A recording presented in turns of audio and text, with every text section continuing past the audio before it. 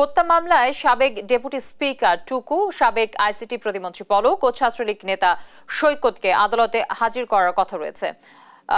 দর্শক, এই নিয়ে আরো জানাতে সিএমএম আদালত থেকে যুক্ত হচ্ছেন শাহাদাত নিশাত। নিশাত যুক্ত হয়েছেন নিশ্চয়ই আমার সাথে। নিশাত, আসামিদের কখন নাগাদ আসলে আদালতে তোলা হতে পারে এবং পুলিশের সাথে কথা হয়েছে কিনা, তারা কি বলছে, তাদের বক্তব্য কি, কি তথ্য দিবেন আমাদেরকে? জি, যেমনটি বলছিলেন আপনি, আসলে আমরা ঠিক সকাল থেকে কিন্তু এখানে অপেক্ষা করছি।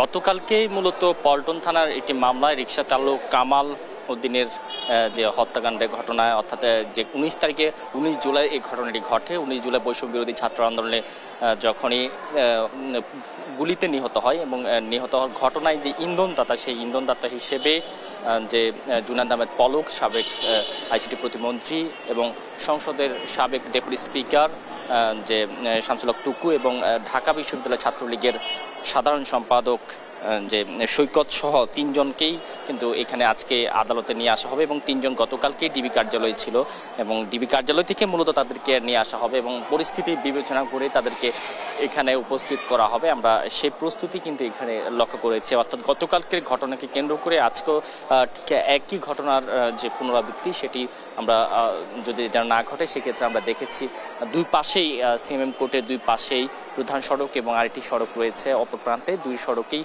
পুলিশের ব্যাপক উপস্থিতি রয়েছে এবং পুলিশ পাশাপাশি আমরা দেখেছি সেনাবাহিনীর যে টহল টিম, সেনাবাহিনীর টিমও কিন্তু এখানে দেওয়া হয়েছে। এবং আরেকটি বিষয় যদি জানিয়ে রাখি, সৈকত এর আগেও দেশের বাইরে চলে যাওয়ার জন্য যখন প্রস্তুতি নিচ্ছিল তখন কিন্তু এয়ারপোর্টে তাকে ধরা হয় এবং পরবর্তীতে আমরা দেখেছি জুনায়েদ আহমেদ পলক 6 আগস্ট সেও কিন্তু দেশের বাইরে চলে যাওয়ার চেষ্টা করে, সেক্ষেত্রে তাকেও কিন্তু দেশের বাইরে যেতে দেওয়া হয়নি। এবং পরবর্তীতে গতকালকে যে বিষয়টি আমরা জেনেছি যে নিকুঞ্জ এলাকায় তাদেরকে যখন তার পলাতক দেখানো, অর্থাৎ সেখানে তারা আত্মগোপনে ছিল এবং আত্মগোপনে থাকার কারণেই তাদেরকে সেখান থেকে গ্রেপ্তার করা হয়, রাতে তাদেরকে গ্রেপ্তার করা হয়েছে, যেটি ডিএমপির মাধ্যমে আমরা জেনেছি।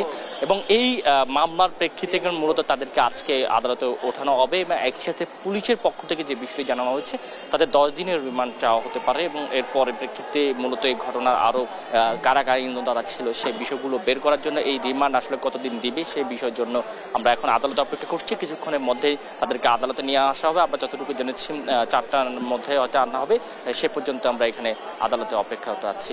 তো এই ছিল সিএমএম কোর্ট থেকে আমার কাছে থাকা সবশেষ খবর। নিশাত, আপনি যুক্ত থাকুন, আপনি আপডেট দেওয়ার জন্য আমরা পরবর্তীতে আবারও যুক্ত হবার চেষ্টা করবো আপনার সাথে। দর্শক, সিএমএম আদালতের সামনে থেকে যুক্ত ছিলেন আমাদের সহকর্মী শাহাদাত নিশাত।